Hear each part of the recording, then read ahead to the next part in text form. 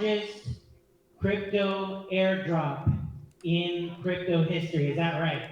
So I'm going to go ahead and introduce a little bit here. Sure, go right ahead. Take it away. Can't wait to see the presentation. Thank you very much. I appreciate it. All right. So I want to, let's see here.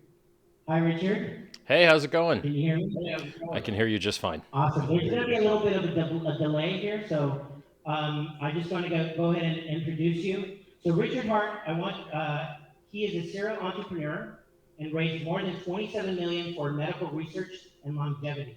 He has produced free videos and self-help books for personal development, early adopter in mining Bitcoin, and recently minted millions of dollars of free money exclusively for Bitcoin holders by inventing Hex on the Ethereum blockchain.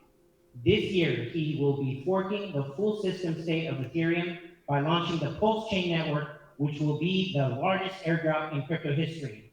With further ado, I give you Richard Hart. Hey, everybody. Just to give you guys an idea, I like the clapping, that's great. Just to give you guys an idea of the scale of what we're dealing with here. You know, Hex, when I invented it about 2.5 years ago, the price of Hex went up 10,000x in 623 days before staking profit. With staking, you would have been up 20,000x, 25,000x. And we've outperformed both Bitcoin and Ethereum from their launch dates when their performance was the best, when Satoshi owned all the coins. We're outperforming them massively still to this day, with 100% perfect flawless operation and uptime for years now. That was my first project. First time deposit on the blockchain, where you, instead of paying miners to destroy the environment by paying them block rewards, you pay the inflation to stakers to hold the price up instead of to cause the environment to get wrecked. 20% wrecked. 80% is renewable, but 20% is not. So that was Hex. And Hex was awesome. And then the fees in Ethereum kept going up and kept going up, kept going up. Now the fees in Ethereum are too high. Sometimes it costs $300, $1,000 to do a Uniswap swap. Sometimes it costs $20 to $50 to send an ERC20. It's not okay.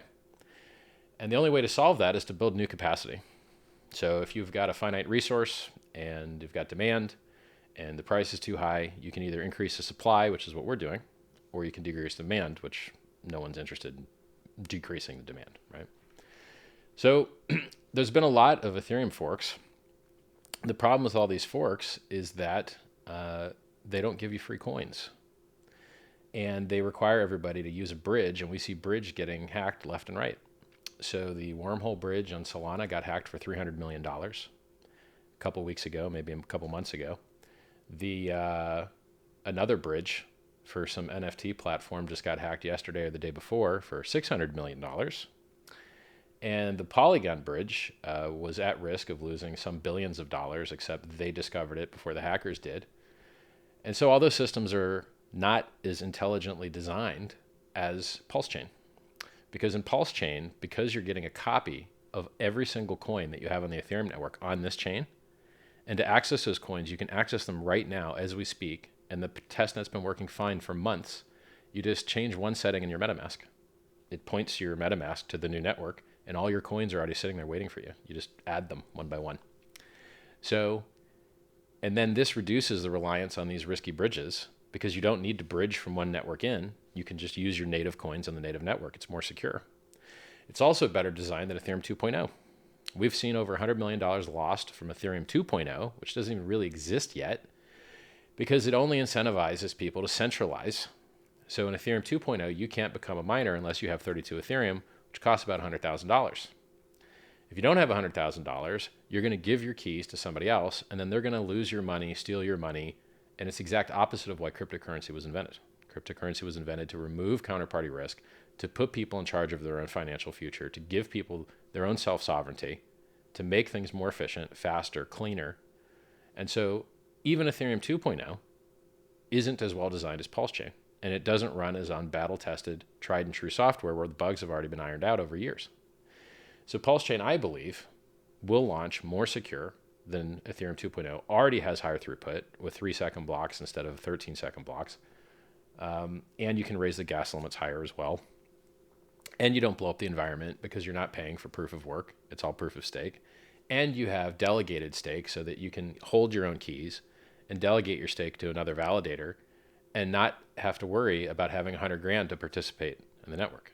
It's a better designed system, a more intelligently designed system, and it works today. And you can go test it on testnet now. Go check the parameters out at pulsechain.com. And so what coins will you be getting free copies of? All of them, all the coins. You got Hex, you're going to get free copies of Hex. You got Ethereum, you're going to get free copies of Ethereum, but you're going to be diluted 1.2 million X. So unlike other forks like Bitcoin Cash, where people just murdered the price all day long by selling all their free coins all the time, we won't have that problem in PulseChain because the Ethereum holders that are getting free Pulse are being diluted 1.2 million fold. The ERC20s aren't.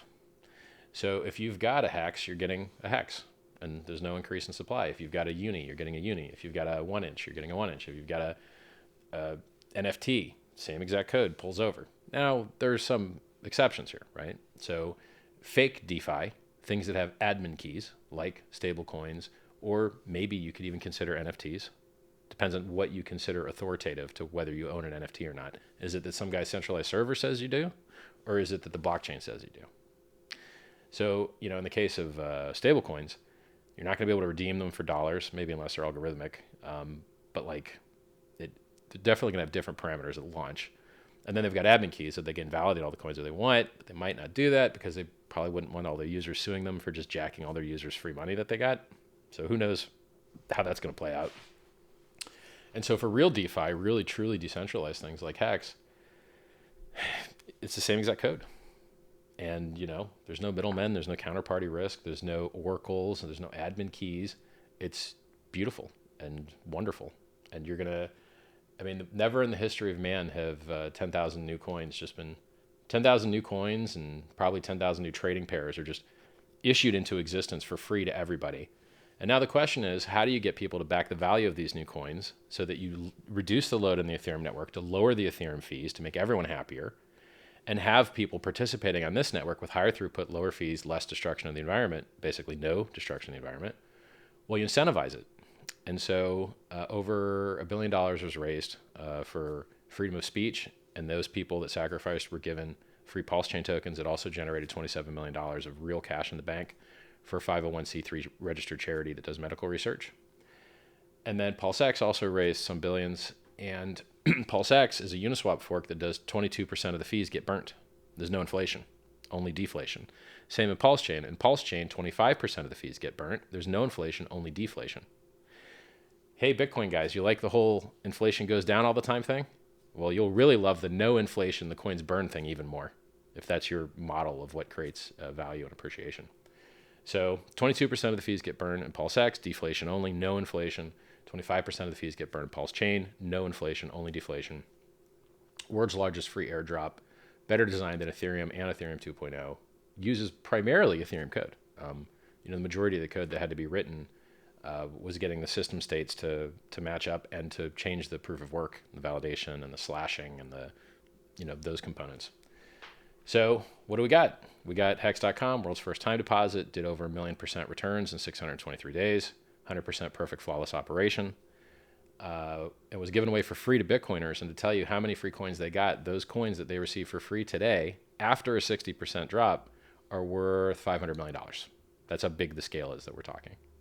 So PulseChain and PulseX both generated excess of billions of dollars of sacrifices.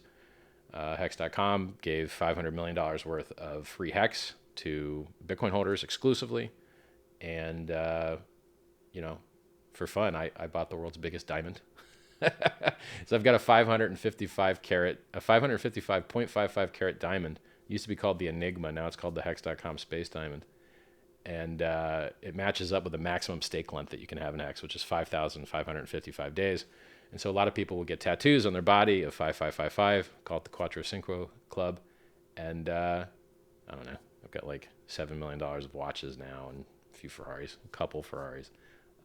One of them's 1,000 horsepower. So just flexing because people care about this stuff. Maybe you like $40,000 Louis Vuitton airplane bags. Whatever you like, we have it here for you guys. You like uptime, you like decentralization, you like faster, cheaper, world's largest airdrop. We got it all.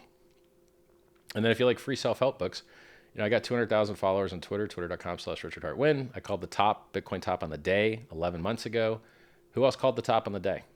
Nobody. I called the top on the day, and it's been in profit every single day except one. It's a little tiny day where it made a little Judas candle, got everybody long, a fake breakout, and then went straight down. Dropped 55% after that little fake out candle. What else? Yeah, call the tops on the day for free. Free YouTube, youtube.com/RichardHart, you name it. We're just living the dream out here. We're doing everything better, and people are starting to figure it out. They're starting to go like, oh, wow, those guys are really killing it. So if you guys got any questions, feel free to ask. Yeah, absolutely. We got some questions here in the audience. However, I wanted to open up, there's a couple of questions here. As an early Bitcoin adopter and maximalist, and now you have been critical against Bitcoin and Bitcoiners, what changed your perspective about Bitcoin and why? Well, you just measure this stuff. It's very easy. So let's say you want to sell your cryptocurrency on an exchange, and you send the transaction. And then you're waiting and you're waiting and you're waiting. And you're like, all right, well, how long do I have to wait? And then you go to the page that tells you how many confirmations you need on each chain. And the amount of time you have to wait for your Bitcoin to be sellable on the exchange is twice as long as the amount of time you have to wait for your Ethereum. And so simply, do you want to wait twice as long or not? And I personally have had to wait 6 hours for a single Bitcoin confirmation one time. What is this trash? I can't wait 6 hours for my faster electronic transaction to go through, and it wasn't even cheap. It was expensive. It was like $20, I think, to send the transaction. So when you have software that has a very pitiful roadmap, that hasn't made any real improvements in years, that has removed things off the roadmap, like we were supposed to get a block size increase, we didn't even get it, that, it can't fund its own developers. You see developers leaving left and right, has had critical inflation bugs where anyone could have minted as many free Bitcoin as they wanted twice, and they did once in 2010. They had to roll the chain back. And then a Bitcoin Cash developer caught another one a couple years ago and responsibly just closed it instead of using it. That's all garbage. It's slow. It has no roadmap. It has had critical failures. It has a long list of critical vulnerabilities. The code is spaghetti code. It has no audit. It has no modularity. It has no written spec. It takes 9 months to on-ramp a new Bitcoin developer because it is such spaghetti code. If you don't have 9 months of training at Chain Code Labs, you're going to blow up your first commit. It's not going to work right. I just want more out of the life. I want more out of crypto. I want more privacy, more security, more throughput, more price performance. My Rolexes have outperformed. This is $1 million Rolex. This has outperformed Bitcoin. This is a 300,000, 350. It's outperformed Bitcoin. Everything's outperformed Bitcoin. Tesla's outperformed Bitcoin. Meme coins, NFTs, everything's outperformed Bitcoin. So are you in this to get rich? Are you in this to change the world? You want to talk about changing the world? How many VCs own Bitcoin and how many VCs own Hex? Let me list you some guys that own some Bitcoin. Winklevi twins, Draper, Chamath Palihapitiya, probably pronounced his last name wrong. The government of El Salvador, these two hackers that hacked Bitfinex had $2 billion worth of Bitcoin not too long ago. I mean, the Mt. Gox trustee that can only sell it or give it to other people that may sell it, he's sitting on 140,000 coins, which is something like 3 billion. And you just go through the list and you're like, explain to me, you keep adding them all up. And you're like, yeah, like 10 or 15, and then Satoshi's holding 10%. And you're like 10 or 15 or 20% of this network is people that I'm not sure you think that they're the entrenched rich people class. So if you think you're like affecting political change in Bitcoin, you're not. And if you think you're going to 1,000x your money in Bitcoin, you're not.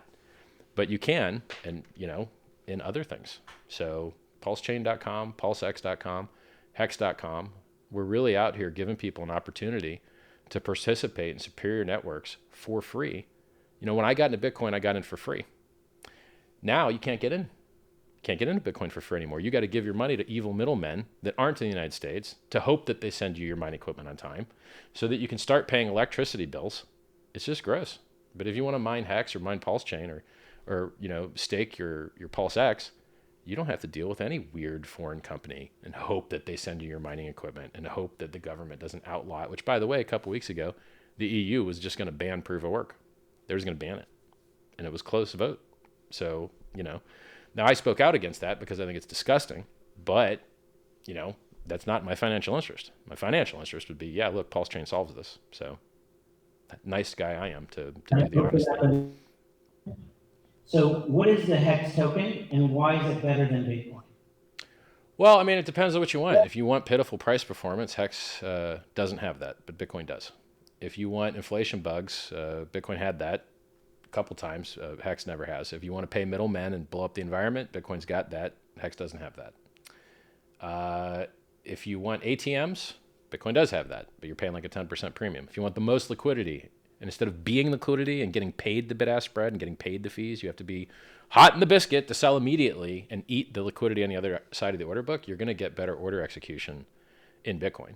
So like if you're a guy that wants to buy $1 billion of crypto, you could buy $1 billion of Bitcoin and barely move the price. But if you were to buy $1 billion of Hex, oh my God, would the price go up? And that's a feature. So like, but if you're buying something and you only want it to slide up 1%, then go buy the thing that has poor price performance, I guess. And then there's other things that are funny, like Bitcoin has the best brand awareness. Yeah, that means the most people already bought it. And guess what people that already bought can only do? Sell.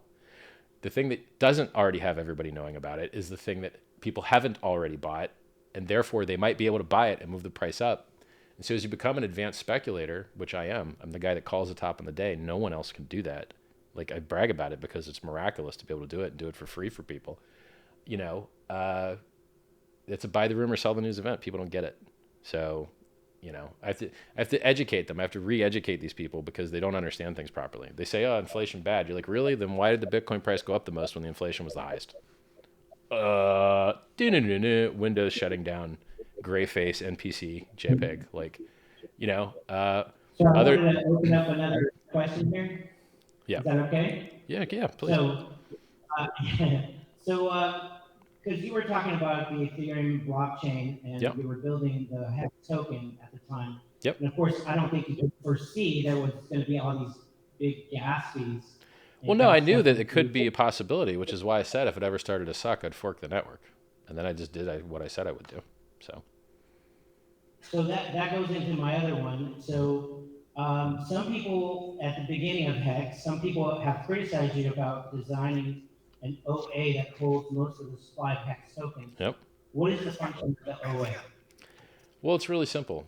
Every single profitable endeavor in the history of man has had extremely centralized ownership, period. So in the United States, 1% of people own 50% of the stuff.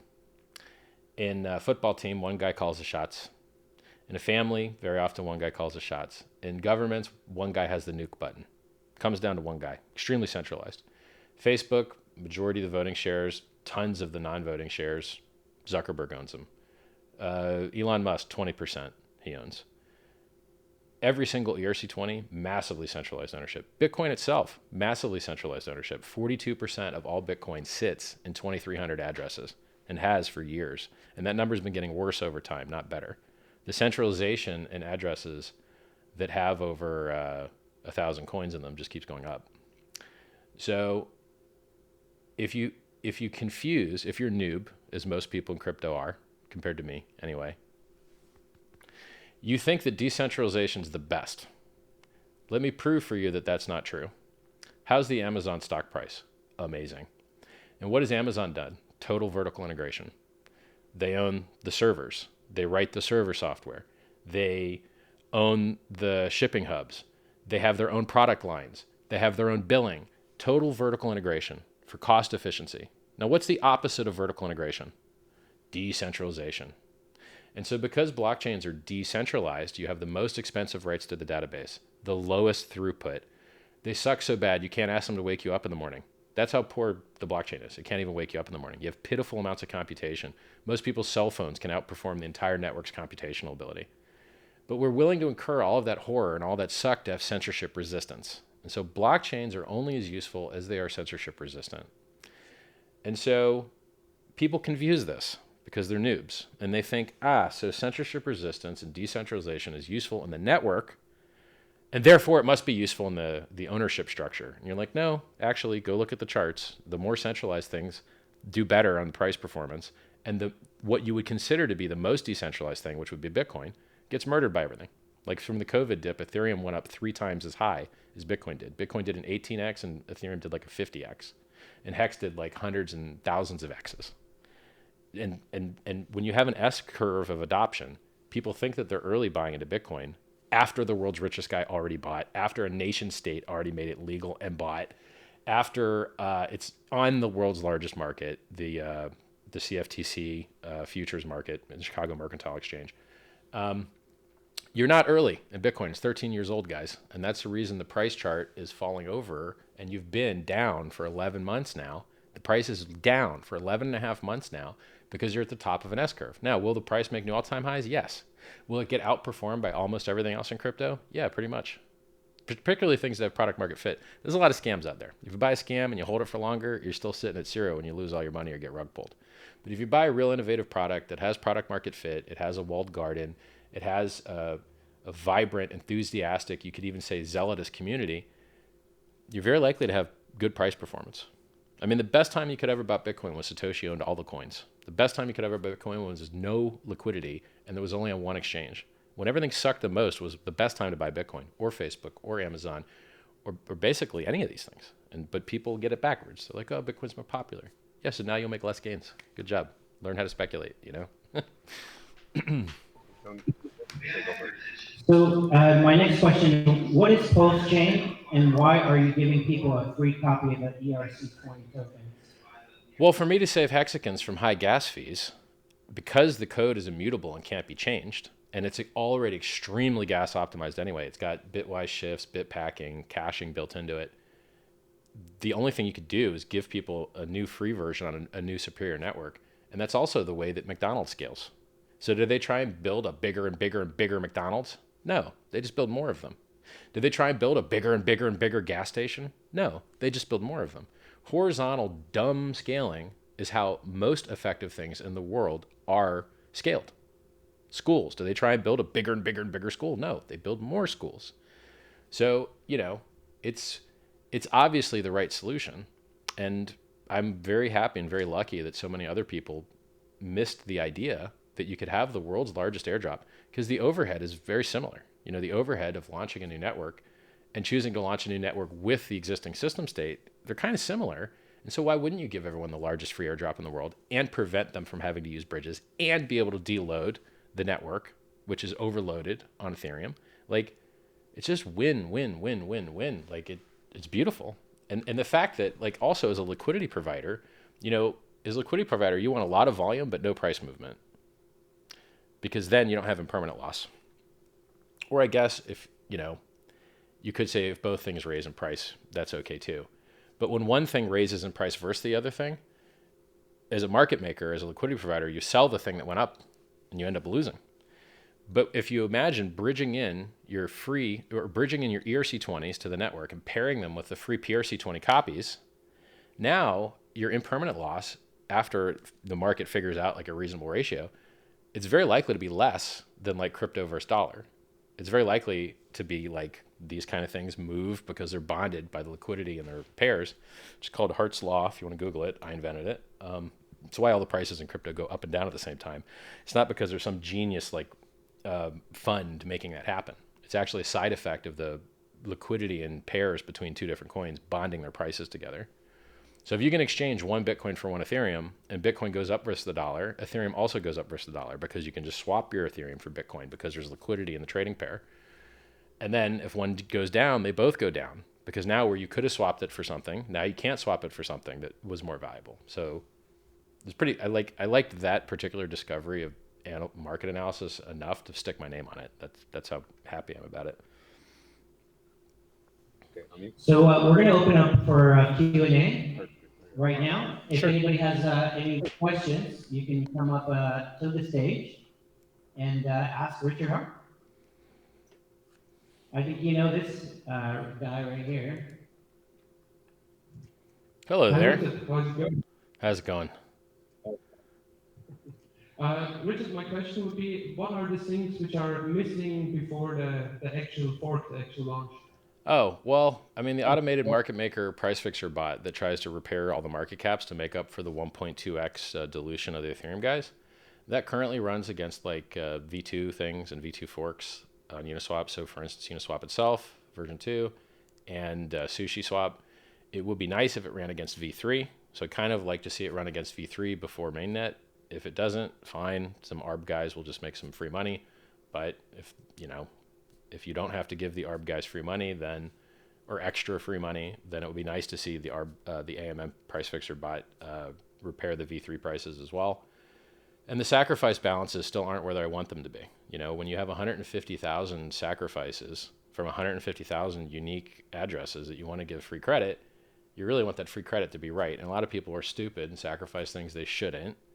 And then it's harder to track these illiquid things because now you're trying to, they created, by trying to be nice to people and give them credit for stuff that they shouldn't get credit for, it's kind of making the sacrifice totals 10 times harder, literally.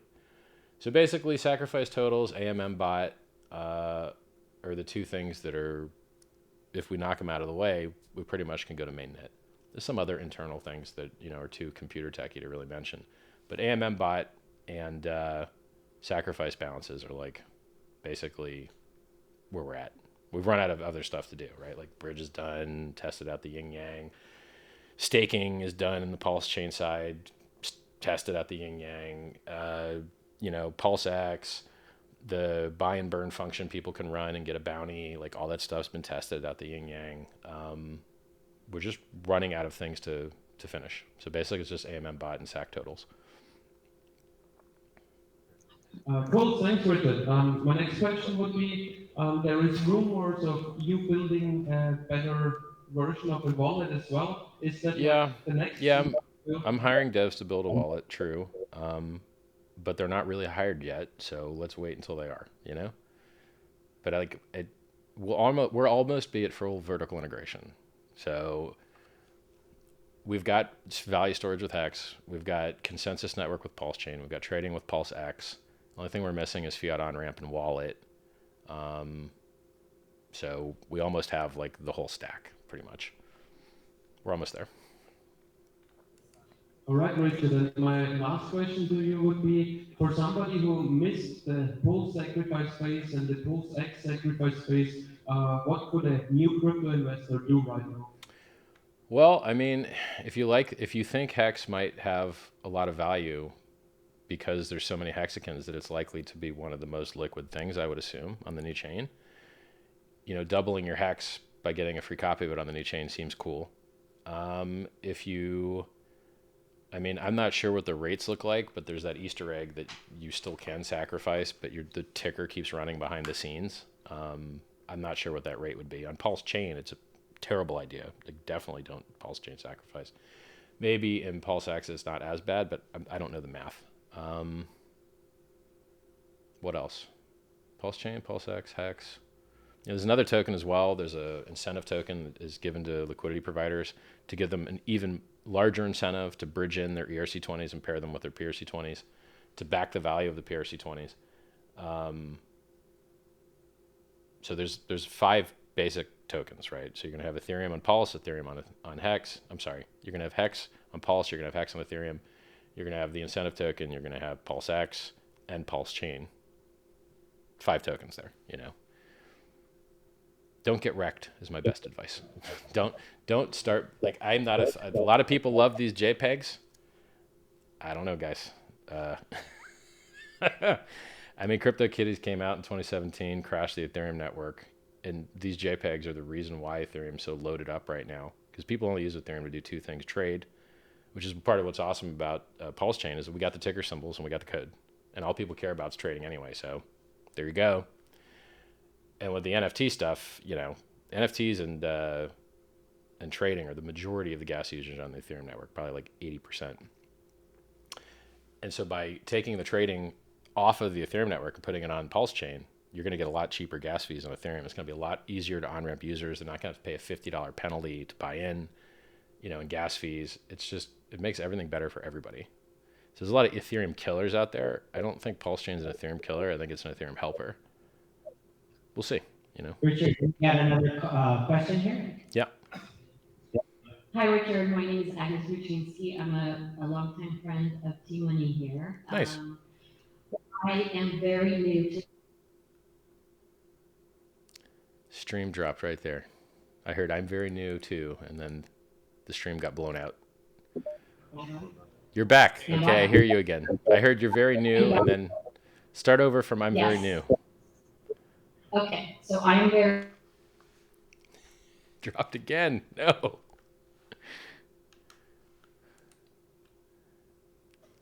And stream drop.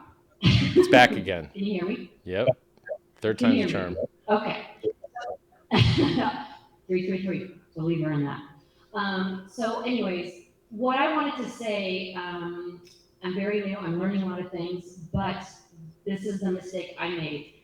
And I just want to warn everyone about scams because I was tagging you, but there's 30 Richard Hart's officials out there. So I just want to let everyone know that it's Richard. What is your official Instagram? Because there's so many scams, and that's why one of the best ways to catch the scammers is that I don't follow anyone on Instagram, but usually the scammers follow a bunch of people to try and establish that they're the real one or whatever. So the official Instagram for me is Richard Hart Official, and you're going to find copy scam versions of me on every platform. So I'm Richard Hart on Telegram. I'm Richard Hart Win on Twitter. I'm Richard Hart Official on Instagram. I don't really mess around on any other platforms. I guess I'm Richard Hart on YouTube. But you're going to find imposters with my profile picture and weird little name change, little change a couple letters here and there, trying to scam you constantly. So if you're direct messaging me, you're probably not actually direct messaging me. You're probably talking to a scammer. And if anyone ever messages you on any platform, they're trying to scam you. Particularly if they have admin in the name, particularly if it's a pretty girl. You know, like the amount of scams that happen in crypto and in the world at large is just insane. And that was the case. So I just want to let everyone know that I did get scammed that way. So yes, you have. It's not just me; it's everybody. You're going to get fake Vitalics. You're going to get fake Charleses. Yes. You're going to get fake everythings.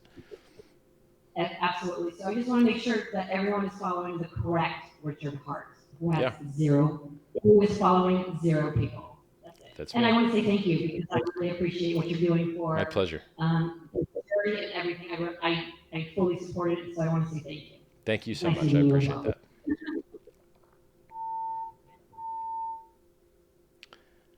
Anybody else? Hey, I'm Coinberg with Kitty Cat Coin. Hey, so we actually had 2 cars in NASCAR at Daytona, and we got nice. Racing, your car, and JJ. I wanted to know, are you guys planning to have further races down the road, whether it's in Indy or NASCAR or American Motorsport?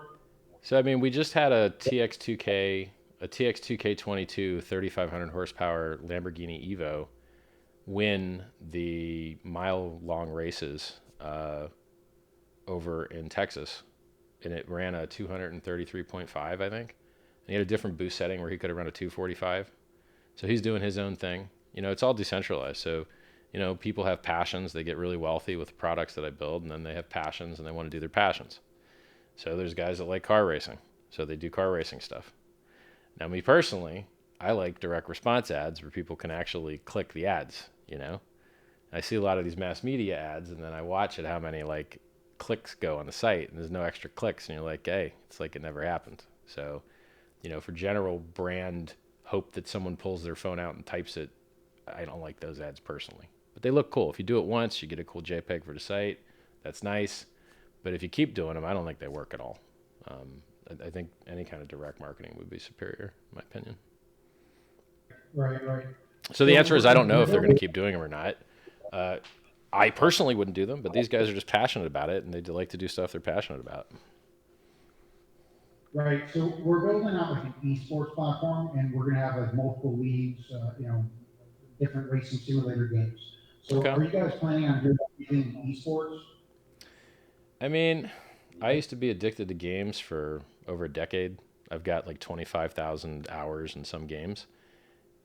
And I don't really see what the blockchain brings to esports, because the only thing blockchains are useful for is censorship resistance. And the primary place you use censorship resistance is in communication and in like currencies. And then the question is like, none of these systems really has enough throughput to be able to put any popular games currency on them at all anyway. So like you couldn't put Clash of Clans on a blockchain; it would just destroy it. You'd have to like remove the censorship resistance part to have enough throughput. And so for me, like a lot of these like meme narrative pitches, they're just kind of like duct taping a token onto something where the blockchain doesn't really fit usually, in my opinion. So, you know, the hard, like for instance, video games, the hard part of building a video game is the building of the video game. It's not the, oh, people want to be able to sell their hats off TFT2, Team Fortress 2, or, oh, they want to be able to sell their guns off CSGO. Those markets already exist, and the people that own those markets are not going to plug and play with other brands to have their leadership leached away from them. Like their TFT2 is not going to launch on anybody else's platform to make less money, and CSGO is not going to launch on anybody else's platform to make less money. Like it's just, I mean, not to poop on your business or whatever, but like it's kind of like duct tape on token stuff. You had a question too. Hi, Richard. Hey. Kind of new on the cryptocurrency. I've been learning the past few months, but I want to ask you why we didn't hear about PulseChain before. Oh yeah, because cryptocurrency is trash. Like it's all gatekeepers and trash. So let me give you an example. Let's take coin ranking sites. How do coin ranking sites make money? By selling ads. Who do they sell ads to? People that victimize you. Well, who specifically? Margin trading exchanges. So to give you an example, there's a website called eToro.com. Margin trading exchange has ads everywhere. You look at the top of the website and it says 67% of people lose money with us.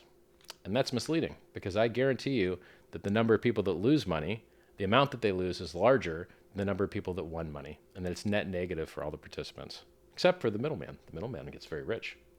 Those guys can buy ads wherever they want because they got a little pass from the government. They got a little license that says, hey, you can go victimize people. I think that's disgusting. And so what you find is you find collusion between advertising networks, coin ranking sites, and the media to hide projects that don't victimize the users, because then they can't get paid fees and revenue and all these things. So, you know, on the front page of CoinMarketCap, you've seen numerous rug pull, exit scam, goes to zero, exploited trash that has done massive harm to the industry. And you only rarely see Hex on the front page with perfect, flawless 10,000x, 100% uptime. 10,000x price, 100% uptime. You rarely see that on the front page of CoinMarketCap. It's so silly that Hexagon had to file a class action lawsuit against them because they're lying about what the market cap is, and they're lying about the rank, and it's harming users, and it's disgusting. And you don't just see it at CMC, you see it at CoinGecko as well. And so these people are not ethical, they're not moral, they do not have the best interest of the users at heart. It is a very corrupt system. And as loud as I yell and scream, and I've got a pretty good audience, you know, 200,000 on Twitter is pretty good in this industry. You know, as large as I yell and scream, I still can't reach everybody. You know, everyone gets interested in their little vertical. Some people like the monkey pictures. Some people like, you know, degenerate margin trading, and it's hard to reach everybody. So. Hello, Mr. Richard Hart. My name is Blue Bum. I'm on the Hex Late Show on Discord Syndicate. We're the Aussie Hex streamers. Nice. We've probably been, thank you. Yeah, we've probably been one of the longest constant streams. Great. So I've been in Hex for quite a while. When I first learned about Hex, I was like, oh, done. He's done it. He solved it. That's it. This is the solution. It's going to be simple now. Everyone just gets really, really rich. All of that money just gets filtered out to regular people. People start solving their problems locally, and it's done and dusted.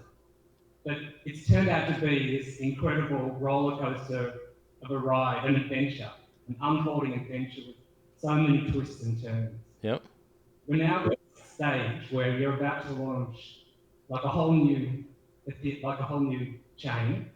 There's all sorts of projects coming onto it. The world has gone absolutely batshit crazy. It looks like we have, Russia and India, and China, and probably Brazil and South Africa. Probably those BRICS countries are going to have their own financial system.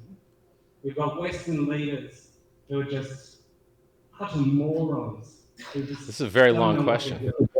is the longest question ever. Well, my question is, how do you see all this playing out over the next decade? Well, I mean, we're participating in the highest performing asset class in the world, and it is getting more regulatory certainty in the United States and in certain countries like El Salvador, maybe Panama, maybe Guatemala, you know, smaller countries to start out with. The price performance is probably the most important part for most people, and that's still doing very well. If we can get the regulators to stop harming their citizens by, like, for instance, China just made mining illegal. The EU just passed some gross law about reporting.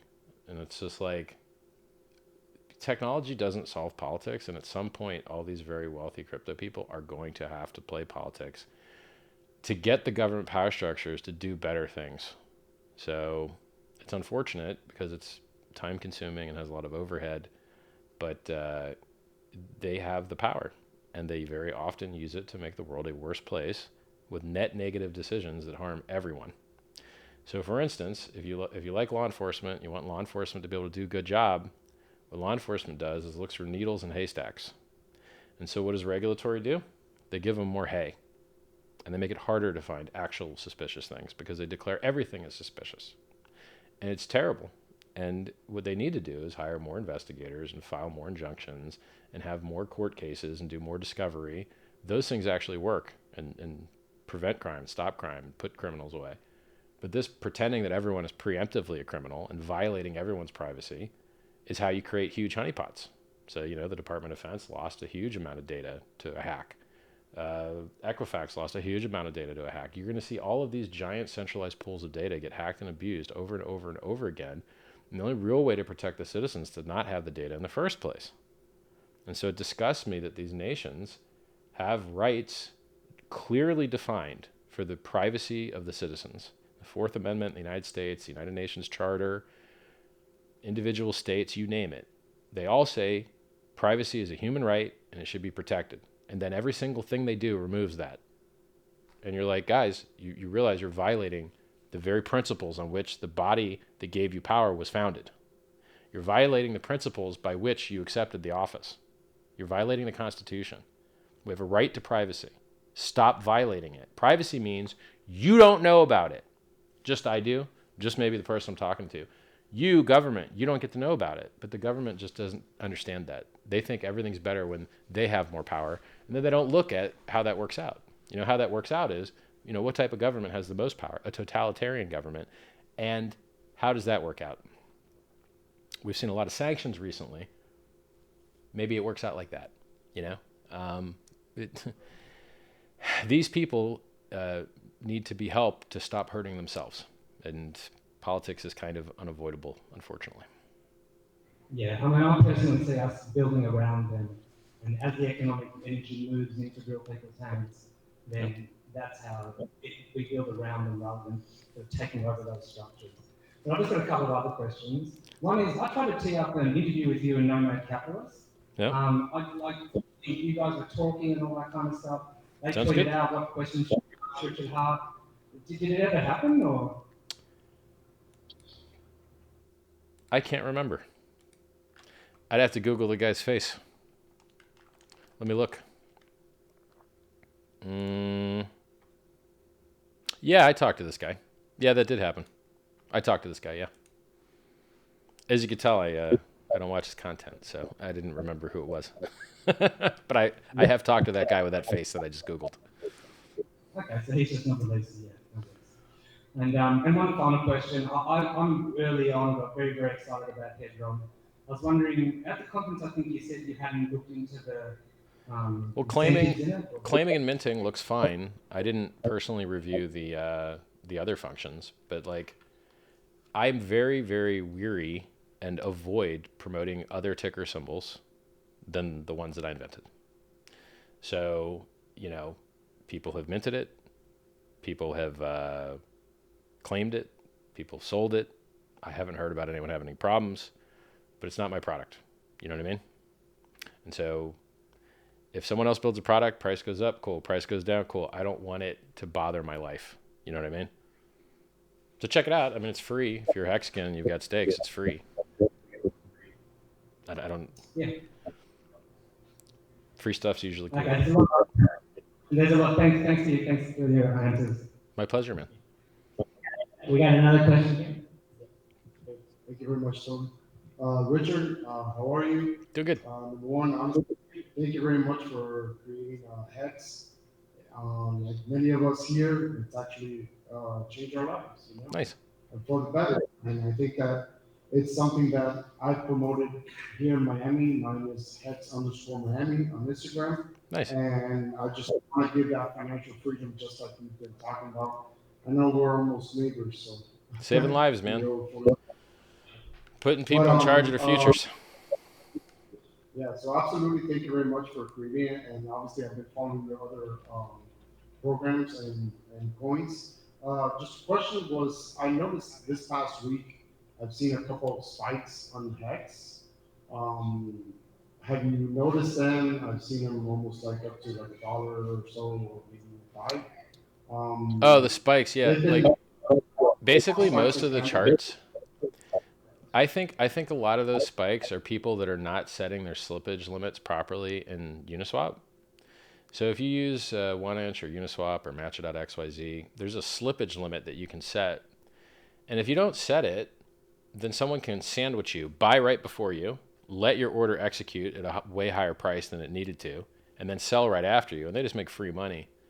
And so these spikes that you see are usually people getting sandwich attacked because they haven't set their slippage limit properly.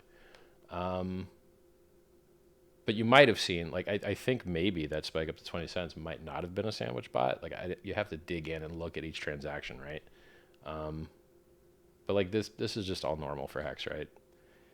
On the road to 1,000,000% returns in 2 years, I think the price dropped like 60%, like 5, 6, 7 times, something like that.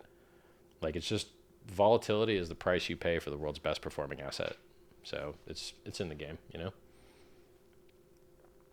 And by the way, if you use limit orders, none of this affects you. You just get to be the liquidity. You get executed at the price you want, and there's no slippage. So.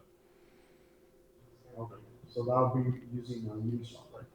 Well, I mean, you could emulate limit orders by adding single-sided liquidity and then removing it after you get filled, but you have to manually watch it and remove it after you're filled, or it will unfill, and you'll make the fee twice, both directions. But if you use a different limit order, like on 1inch or Matcha.xyz, then it just fills and that's it. But you better be careful when you enter that number. If you enter the wrong number, you'll be very unhappy. Because I've heard stories of people that like entered the wrong number and it just filled them at a very bad price. So be careful what number you enter if you're going to use those systems. The limit order ones. How do you see the performance? I personally feel that PulseChain and PulseX is going to even outperform what Hex has done. The chat room has. The chat room's outperformed Hex's chat room by 2 to 1 probably. Number of users and the amount of time. And it's an easier sales pitch. People understand faster, cheaper, largest free airdrop Ethereum doesn't blow up the environment. They get that very easy. Hex is too out of this world for them. it's too complicated for them. They don't get it. They don't understand it's a proof of work change to proof of weight instead of proof of work. It uses proof of weight for issuing inflation. It uses proof of work for logging the inflation. They don't get that. It's too hard for them to understand. So Pulse is just an easier pitch. Perfect. Coin burning and no inflation is an easier pitch than very low inflation. Performing, I guess, in the next year within PulseChain coming out. Do you see the trading of PulseChain, or kind of following all three, PulseX, PulseChain, and Hex, basically going on the upward trend at the same time? I have no idea which one's going to outperform the other, and I don't think anyone could know. Good luck. I mean, they're all really well designed, and they're all known effective, known successful tactics. We know airdrops work. We know Ethereum works. We know EVM works. We know coin burning works. We know automated market making works. Like, these are all extremely effective systems. So good luck pitching which one's going to outrun the other. It's hard because I don't know. Hi, Richard. How's it going? I'm But I good. want to thank you so much for doing this stream, and I also want to thank Timon here, Freedom to be invited the Crypto Startup team to represent Hex, the Hex community here at the conference. Nice. But now I want to go to the question, Richard. It is so easy to onboard people here at the conference because they lost their free copy on the blockchain. But we are rarely talking about PulseX, and PulseX will be the biggest exchange on PulseChain. So Yep. maybe can you talk about why it's so important that PulseX will be the biggest Sure. liquidity Yeah. exchange? How do you do it?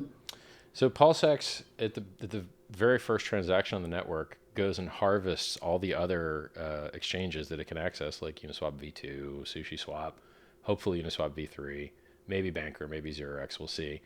And it basically buys up all the artificially cheap PRC20s, buys their prices up by minting in between 2 and 5% of the total supply in order to do it. Probably closer to 2 1/4 is my guess. This is a guess. And then it puts those into the PulseX exchange so that it is the most liquid exchange. Then you don't have to worry as much about ARB bots because there's not as much price difference because all the economic energy is closer in a single trading thing. And then it also has 22% of the fees getting burnt. And it has a lower fee than Uniswap. It's 0.29% instead of 0.30. What else? And it gives you an extra incentive token to be a yield, a liquidity provider earning yield and earning this extra token as well. And so it's more efficient from a market perspective because it centralizes liquidity. It also protects the value of the PulseChain brand because, let's say you don't like me, you don't like PulseChain, you don't like something, and you want to remove your coins and remove your liquidity. I got bad news for you. It's already been removed. You can't. So you can't stop the game from being played. So you take a system like Chainlink, right? They run oracles or whatever. Whether the Chainlink guys want to actually use PulseChain or not, or issue oracles on it or not, don't really care that much, to tell you the truth, because we got the ticker, we got the logo, and the prices are going to be bonded by the liquidity. And so if you, as a person that wants to trade, you could trade the link ticker on Ethereum and pay $50 to buy and $50 to sell because of gas fees. And the price is probably less volatile because it's probably a more liquid market. Or you could trade on a less liquid market that has more profit potential because there is more volatility and you've got not $50 in, not $50 out. It's just a very compelling use case. It's super compelling. So it adds longevity to the ecosystem. It creates capital efficiency.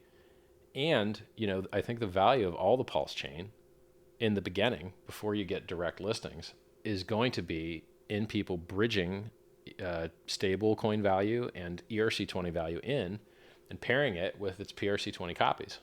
And so in the beginning, I think the majority of value is going to accrue through bridges.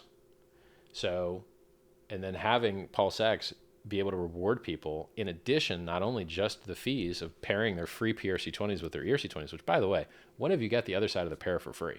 I don't think I've ever seen that before in my life, where as a liquidity provider, you get to play with the other side for free.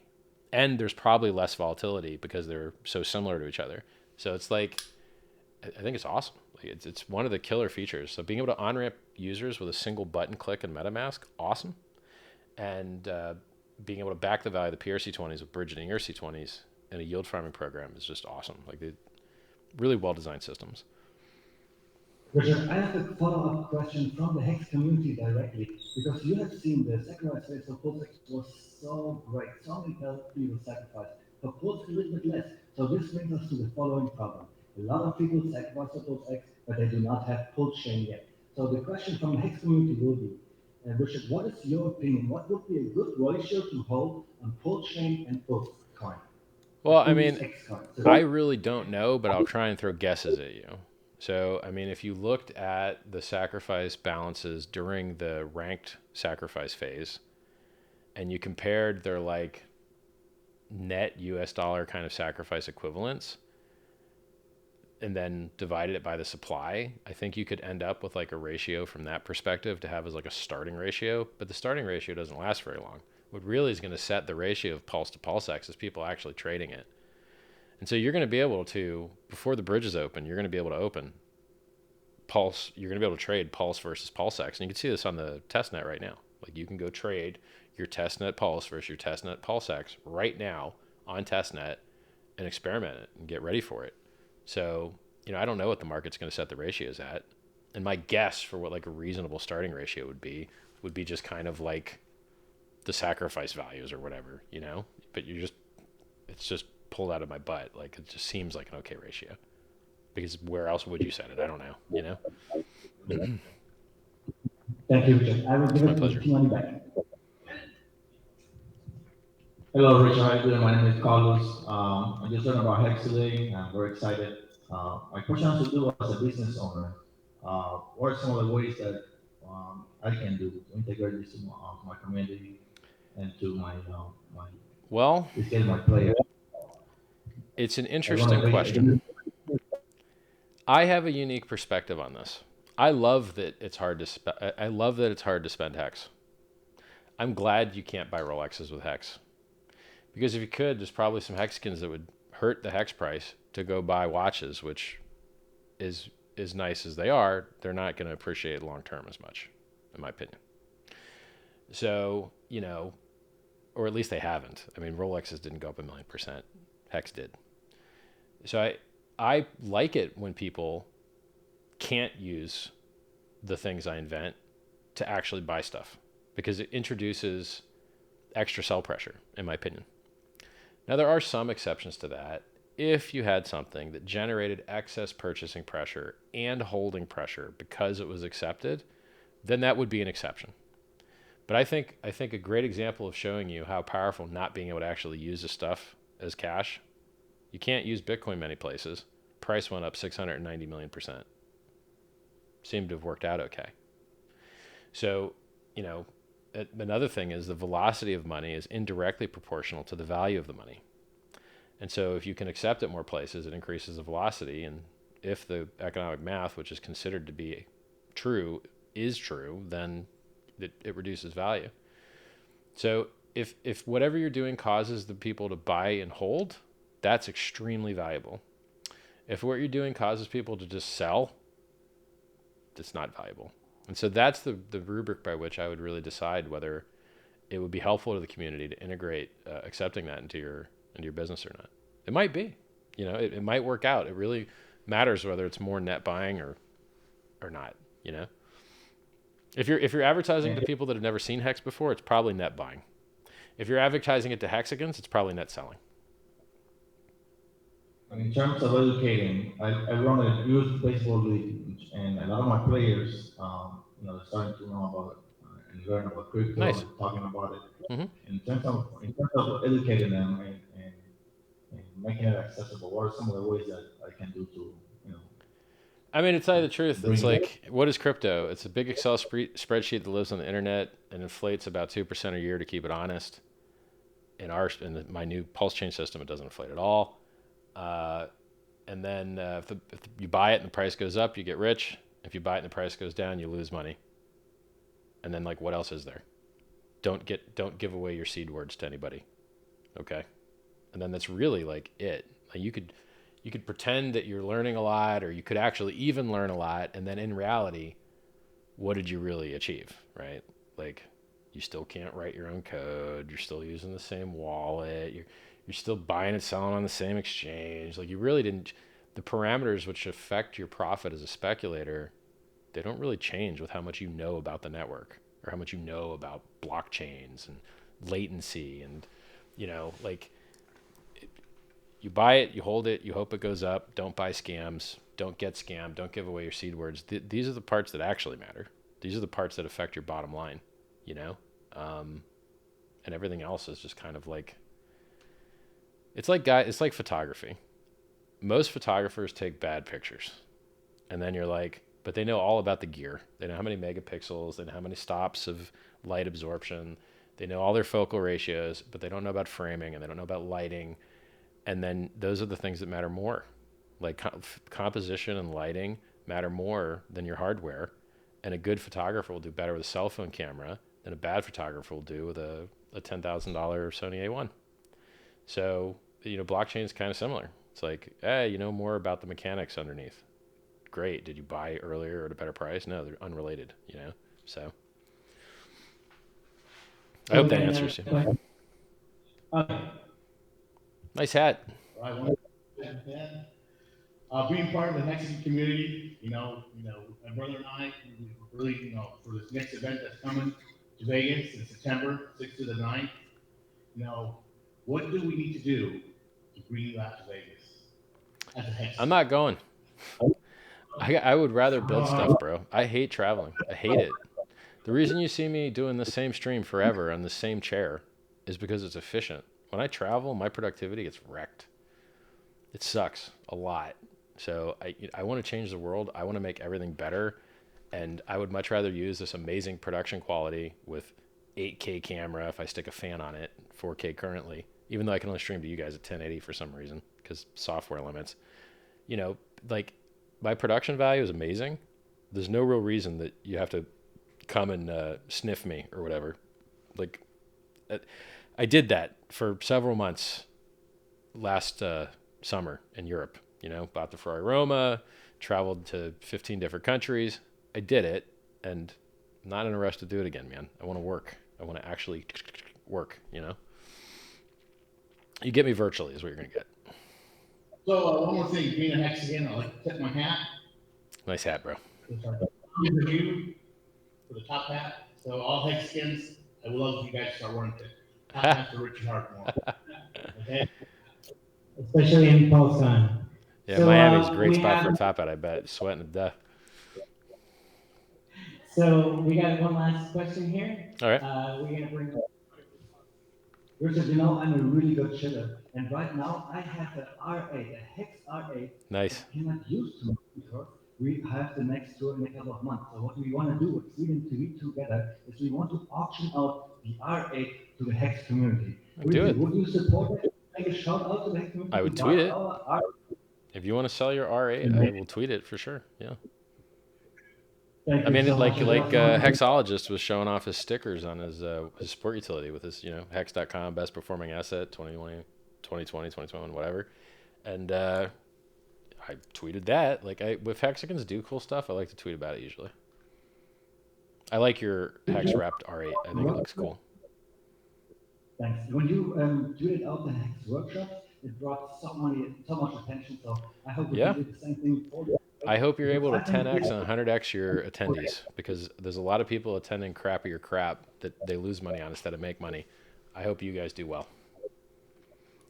On the 1 million Pulse tour next year, talking about PulseChain, we will have so many people because now we know what we are doing. We know exactly how everything works. Good stuff. I appreciate you putting in the work. A German guy had to come to America to promote the things he appreciates. Americans learn. In an Austrian too. He's yelling in Austrian too. So tomorrow, actually, we have more here at Crypto WorldCon. Can I invite you back tomorrow night to if you want, the same sure. thing? A whole new big group. Yeah, sure. Perfect. Message me. In touch. Absolutely. Thank you very much, Richard. My pleasure, guys. Let's give him a Thanks so round much of for having applause. me. See you guys. We're so excited about and your next product. Thank you very much for coming. See you later.